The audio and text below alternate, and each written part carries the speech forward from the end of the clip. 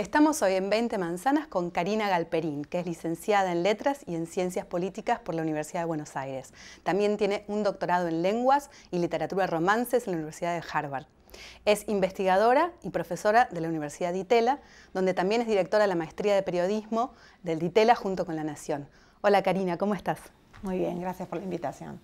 ¿Qué investigás en la Universidad de Itela? Yo en la universidad investigo lo que fue mi campo de estudio en el doctorado, que es la literatura del Renacimiento en España, más en general en Europa, pero sobre todo centrada en la España del siglo XVI y XVII. ¿Y cuántos años hace que investigás?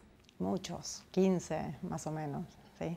¿Y cómo es el proceso? ¿Vas descubriendo cosas en la medida que avanzás? ¿Vas publicando? Sí. ¿Te vas contactando con gente a nivel internacional? ¿Cómo es el proceso? Todo eso junto, hay como una sinergia y una retroalimentación entre las clases que uno da, en donde, en mi caso, por ejemplo, suelo renovar los programas de modo de incluir cosas que no tuve ocasión de leer y que me interesan, las pongo en diálogo con otros textos, de ahí surgen ideas que después uno presenta en congreso frente a colegas y ahí hay un diálogo y una discusión, eso me vuelve a llevar a las investigaciones y después de ahí sale algo para publicaciones, es más o menos el circuito. Pero no te hiciste conocida en redes por eso. Bueno, no sé si soy conocida en redes, no, Sí. Las redes, yo mantengo muy separada no sé si es una ilusión o una ingenuidad, pero para mí las redes son divertimento privado y personal. De hecho, no tuiteo. La única red que realmente tengo es Twitter, no tengo Facebook, pero tuiteo a título personal y cuando tuiteo como una persona totalmente disociada, digamos, de mi trabajo, de los puestos institucionales. Tengo un Twitter institucional para la maestría, donde se tuitean cosas con la maestría, pero en mi cuenta personal tuiteo cuestiones personales, ideas, cotidianeidades y cosas que me parece lindo mantener ahí una cierta intimidad con los otros que leen en las redes sociales, que no está apoyada en títulos, estudios, puestos, etc. Claro, porque tu mundo cotidiano es bastante académico y centrado en esas credenciales. Es muy académico, a la vez, quizás por una cuestión temperamental, muchos de mis colegas y amigos en el mundo académico son bastante parecidos a esto que te acabo de contar y de hecho tienen cuentas de Twitter que son mucho más populares que en las mías, pero en las que mantienen una política bastante parecida a la que te acabo de contar. Me refería cuando te decía de que te hiciste popular en las redes sociales a la charla TED que diste sobre ortografía. Sí, eso es cierto. Y eso también empezó en Twitter, de más de una manera, porque sí, di una charla sobre la necesidad de hacer una reforma, una simplificación ortográfica en el español, que fue una idea que se fue cocinando, diría yo, en Twitter. ¿Y por qué digo cocinando en Twitter? Para mí confluyen tres razones en que yo me dé cuenta de que en la ortografía hay un problema. Algunas son personales, algunas son académicas y algunas tienen que ver con las redes sociales. La personal es que soy madre de chicos que estaban en ese momento en la escuela primaria y en ese contexto me di cuenta de que la escuela primaria en el ámbito de la enseñanza de la lengua le dedicaba una cantidad de tiempo desmesurado a la ortografía. Y cuando digo desmesurado quiero decir comparado con otros aspectos de la lengua, la cantidad de tiempo que los chicos pasaban en dictados, memorizando reglas ortográficas, teniendo pruebas sobre ortografía, me llamaba la atención. Después, por supuesto que pensaba en mi propia escolaridad anterior y el tema era más o menos parecido, solo que en ese momento no me daba cuenta de que era una desmesura. Después, por otra parte, yo leo todo el tiempo libros del siglo XVI y XVII en sus ediciones originales, es decir, en ediciones que no tienen modernizada la ortografía. Por lo tanto, para mí es cotidiano y normal leer, no sé, la palabra hay sin H y con I latina, la palabra hombre sin H, B larga y B corta, Cervantes con B larga, digo, esas cosas para mí, y de ninguna manera asocio leer una palabra escrita de esa manera con que el que la haya escrito o editado sea un bruto. En general, además, yo suelo leer libros de grandes escritores del siglo de oro, que es uno de los momentos de máximo esplendor de la lengua castellana. Así que te imaginarás que de ninguna manera creo que Quevedo era un animal, que Cervantes no tenía idea de lo que era la lengua, etc. Y al mismo tiempo, en este uso que hago de las redes sociales, me daba cuenta que las faltas de ortografía eran castigadas con una severidad y funcionaban como un elemento de descalificación del que la había cometido, del mensaje del que la había cometido de una manera tan brutal, y otra vez, por usar una palabra que ya usé antes, desmesurada, que dije, bueno, acá hay un problema. Sobre todo porque me daba cuenta que la gente que descalificaba a alguien por una falta de ortografía tampoco entendía muy bien qué es lo que estaba defendiendo, más que una regla que le habían enseñado así, pero que no tenían ni idea. Y que muchas veces hay palabras que esta gente defendía y que habían resultado en la ortografía que resultaron por errores del pasado, por equivocaciones que quedaron, etc. Entonces había como una suerte de estigmatización, para usar una palabra de moda, estigmatización desmesurada de gente por parte de otra gente que lo hacía defendiendo un concepto de educación o de cultura totalmente, para mí, improductivo y sobre todo irreflexivo. Mencionaste ahí que tenías hijos chicos y que empezaste a darte cuenta de la cantidad de horas que pasaban con la ortografía y las reglas. También hubo una reacción frente a eso en los últimos tiempos, donde a algunas escuelas no se les corrige los errores de ortografía. ¿Vos estás de acuerdo con esa línea? Bueno, creo que fue hace algunas décadas, creo que en los años 80, en donde no se corregía la ortografía nunca. O se llegaba a corregirla muy tarde, de modo tal, en algunos lugares supongo, de modo tal que hay chicos que nunca llegaron a dominar la ortografía. Sin embargo, lo que yo veo en la escolarización de la última década y media, lo que tocó a mis hijos es algo que a mí me parece infinitamente mejor, que es que empiezan a escribir los chicos sin que se les corrija la ortografía. A eso me refería, sí. Que me parece totalmente normal. Digo, cuando un chico está adquiriendo su alfabetización, censurarle ese adelanto que va haciendo en la adquisición de la lengua por cosas que además no le podés explicar muy bien. Digo, la única respuesta es porque sí. ¿Por qué va una H acá? Porque sí. Digo, no es algo que el chico está comprendiendo. Me parece que fomentar el placer de la lectura, el placer de escribir textos que muchas veces son muy complejos desde el punto de vista narrativo, imaginativo, y como se hacía en nuestra época, calificarlos sobre todo por la ortografía, es un crimen, porque yo insisto, parte del problema que yo vi es eso, todas las habilidades expresivas relacionadas con la destreza en el manejo de la lengua no tienen nada que ver con la ortografía. Sin embargo, nuestra educación siempre le ha dado a la ortografía un protagonismo en lo que es escribir bien un texto que a mí me parece que está muy mal. ¿Tu propuesta de simplificación de la ortografía en qué consiste? Yo lo primero que quiero decir es que mi propuesta no es nueva.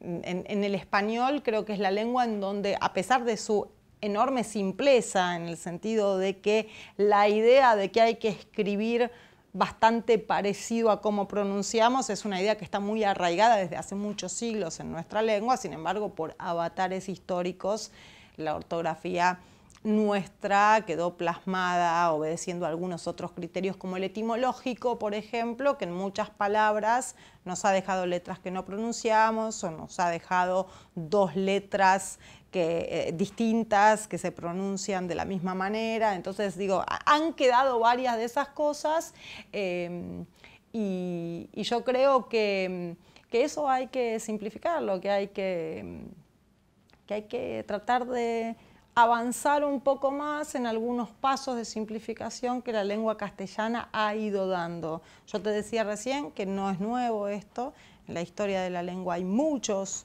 que hicieron propuestas de este sentido. Desde el siglo XVII estas discusiones existen.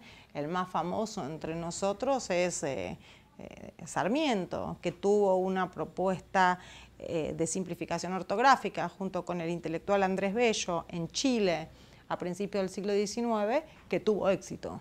Tuvo éxito en Chile y no tuvo éxito porque solo tuvo éxito en Chile. Y una simplificación ortográfica debe ocurrir dentro de toda la lengua, no en una porción de la lengua. Porque si no, simplificamos en un lugar y no en otro, con lo cual complejizamos, porque si no hay un estándar internacional, somos 400 y pico millones de personas hispanoparlantes. ¿Cómo se hace? ¿Qué hacemos? ¿Tenemos que acordar con la Real Academia Española o emanciparnos de la Real Academia Española en América Latina? ¿Qué discusiones surgieron a partir de la charla TED a nivel internacional? Primero, dos cosas. Ocurrió que distintos lugares se independicen ortográficamente, no independicen, pero que tengan ortografía distinta. El caso del inglés de Estados Unidos y del inglés de Inglaterra, en Estados Unidos vemos que algunas palabras han quedado siguiendo algunas propuestas de simplificación ortográfica que hubo en Estados Unidos en el siglo XIX. Sí, no es lo deseable es que una lengua tenga criterios comunes, ¿no? Porque la lengua nos une, porque es la misma lengua y porque además yo creo que estos son problemas que compartimos todos los usuarios de las lenguas. Hace mucho tiempo que esto, digo, uno ve y sigue viendo, yo lo veo mucho, una cierta animosidad contra la Real Academia Española, como un resabio de viejas discusiones. Creo que eso es anacrónico, vetusto. Hace varios años que todas las academias de la lengua española trabajan mancomunadamente, ya ese tipo de sujeciones, rivalidades, resistencias no tienen sentido. Estamos todos de acuerdo que todos tenemos, me parece que, trabajar juntos. Por otra parte, la animosidad contra la academia española, pero sobre todo contra las academias, ¿no? La gente suele repetir las academias y yo ahí discrepo. Yo creo que las academias, sobre todo para el caso de las reformas ortográficas, de las simplificaciones ortográficas, son muy útiles, porque si vos no tenés una autoridad lingüística que esté estudiando lo que pasa en la lengua, que entienda qué cosas se podrían mejorar, es muy difícil que eso cambie, sobre todo en la ortografía. ¿Por qué? Porque las lenguas, esto lo repetimos todo el tiempo, cambian solas, naturalmente, con el uso, los usuarios son... Y esto es cierto para casi todos los niveles de la lengua, menos para la ortografía. La ortografía no cambia por el uso. La ortografía es algo que solo cambia la autoridad, porque tiene criterios de corrección que las autoridades las cambian. Y de hecho, si uno ve la lengua española, por supuesto uno puede tener academias más o menos progresistas, más o menos conservadoras. Digo esto porque si uno compara la academia española con la academia francesa, uno puede entender algunas cosas. Por ejemplo, nosotros la palabra ortografía o la palabra filosofía no la escribimos con TH y PH, porque la Real Academia eso lo fue cambiando. Ahora la academia francesa nunca lo quiso cambiar, lo sigue viendo como un escándalo y por lo tanto no cambió, y en una lengua como el inglés que no tiene academia eso no se cambió nunca porque exige una voluntad que si no tenés lengua es muy difícil que se produzca. Entonces, digo, resumiendo eso, es bueno para mí tener una autoridad lingüística, porque además las autoridades lingüísticas son autoridades muy blandas, digo, no hay ninguna amenaza de nada, te puede recomendar cambios si los usuarios los usan o no los usan, pero es una guía fuerte tener una academia. Si tenés una academia progresista, yo creo que la Real Academia Española, por lo menos hasta la reforma de Sarmiento, era muy progresista respecto de estos avances, como lo llamaría yo en la ortografía. Me parece que es un ámbito promisorio en donde algunas de estas cuestiones, no sé si te diría ya cambiarlas, pero empezarlas a discutir. Mencionabas el inglés, ahí están en problemas por dos razones. Una, no tienen academia, como vos decís, y otra, el idioma escrito es muy diferente del hablado, lo sabe cualquier persona que quiera aprender el inglés. Me encontré, investigando para esta entrevista, con un personaje australiano, una Karina de Australia, que se dice llamar Paquita Boston, y que está enfurecida con la falta de atención que se le da a la diferencia entre el inglés escrito y el inglés hablado. Y escribió un libro que se llama, que era algo así como La historia secreta de la ortografía inglesa. Ah, lo tengo que buscar. Y ella hace una pregunta que te la hago a vos a ver qué ideas tenés, que es, ¿la ortografía inglesa es víctima de la historia o de un recelo clasista? No conocía a Paquita de Boston, la voy a buscar, pero sí conozco una historia larga en el inglés, tanto en los Estados Unidos como en Inglaterra, de pedidos o de propuestas de reforma ortográfica. Pocos saben que, por ejemplo, Benjamin Franklin tuvo un proyecto de simplificación ortográfica, a lo que siguió Webster, que fue quien finalmente algunas palabras intentó a través de su diccionario hacer que se escriban distintas en Estados Unidos que en Inglaterra. Y sobre todo hubo una propuesta que a mí me parece una de las más interesantes en todas las lenguas, que fue el Board of Simplified Spelling, que fue un grupo de notables financiados por Carnegie, que en 1906, de 1906 a 1920, se reunían con cierta periodicidad para pensar en una simplificación del idioma inglés y terminaron produciendo además un libro que es una maravilla, que es el Handbook of Simplified Spelling.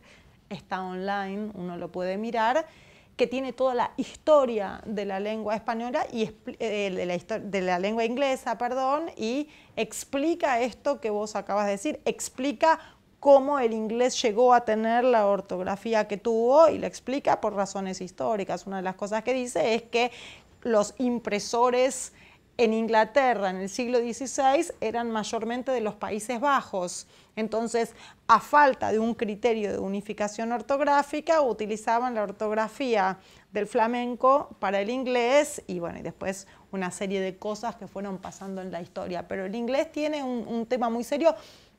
De hecho, me contaron que la gran cantidad de disléxicos que hay en la lengua inglesa, que creo que en las escuelas de Estados Unidos, además es un tema de preocupación muy central, incluso hay escuelas para disléxicos, que la dislexia está bastante correlacionada con la distancia que tiene la lengua que usa esa persona entre cómo escribe y cómo habla.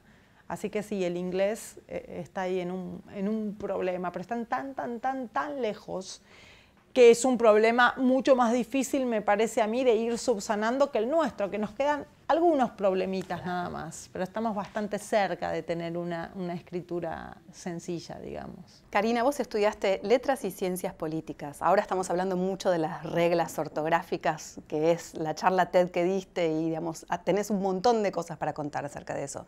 ¿Encontraste alguna relación entre la lengua, la ortografía, las reglas ortográficas y la política? Mira, lo primero que te puedo decir es que la primera vez que se sentó un principio ortográfico para la lengua española, eso ocurrió en la primera gramática de la lengua castellana de Antonio de Nebrija en 1492, que a su vez es el mismo texto, ese es un texto que dice así tenemos que escribir como pronunciamos y pronunciar como escribimos, y a su vez es el primer texto que dice una de las frases, me parece a mí, más interesantes sobre la relación entre la lengua y la política en la lengua española, porque cuando Nebrija le va a obsequiar a Isabel la Católica ese libro tan raro que era una gramática en una lengua vernácula, hasta ese momento solo había gramáticas de lenguas muertas, es decir, de lenguas que uno debía aprender porque no la aprendía con la experiencia. Él cuenta que Isabel la Católica le dice, ¿y esto para qué me sirve?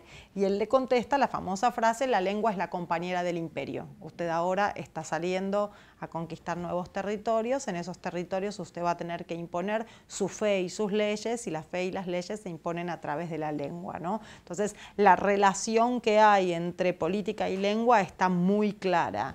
Si me haces la pregunta sobre la relación entre ortografía y política, estábamos hablando recién sobre sobre la relación que tienen los distintos tipos de gobiernos con la ortografía, si hay algún tipo de relación más estrecha entre gobiernos autoritarios y atención a la dictadura, ¿no? Te voy a decir, en términos generales me parece que no, pero sí hay algo interesante, que es que está tan arraigada la manera en que uno escribe en todos los pueblos, que las grandes reformas ortográficas que se han hecho rápidamente y con mucho éxito fueron impuestas por gobiernos dictatoriales, es decir, por gobiernos que podían imponer cambios de esta naturaleza que normalmente presentan mucha resistencia, solo lo han podido hacer gobiernos de tipo autoritarios. Por eso yo digo que las academias son mejores para eso, van más lento, hacen cambios muchísimo más progresivos, pero me parece que son los cambios, la manera, la evolución deseable para hacer esos cambios. No sé si te respondí la relación entre política y ortografía. Estás dirigiendo la maestría de periodismo del ITELA La Nación. ¿Cómo se forma un periodista en una profesión que no se sabe cómo va a ser de acá al año que viene prácticamente? Es una buenísima pregunta porque creo que todas las escuelas de periodismo hoy tienen que convivir con la atmósfera de incertidumbre sobre cómo va a ser el periodismo mañana, no cómo va a ser dentro de 10 años. Y por lo menos nosotros en nuestra maestría trabajamos con la hipótesis de seguir manteniendo ciertas herramientas tradicionales, ciertas pericias tradicionales, saber escribir, saber armar un texto, saber hacer buenas preguntas, digamos, lo que siempre necesita un periodista, con otras herramientas tecnológicas, con atención a otras posibilidades de narrar e investigar que tienen que ver con la disponibilidad de datos que hay hoy o con las redes sociales que ofrecen un nivel de circulación sin precedentes. Nosotros en nuestra maestría estamos todos los años cambiando, siguiendo un poco las modificaciones que va haciendo el diario La Nación y con los ojos bien abiertos y atentos hacia las modificaciones que están ocurriendo en el periodismo en el mundo. Una de las cosas que para nosotros fue cambiando en el tiempo, yo hace muchos años que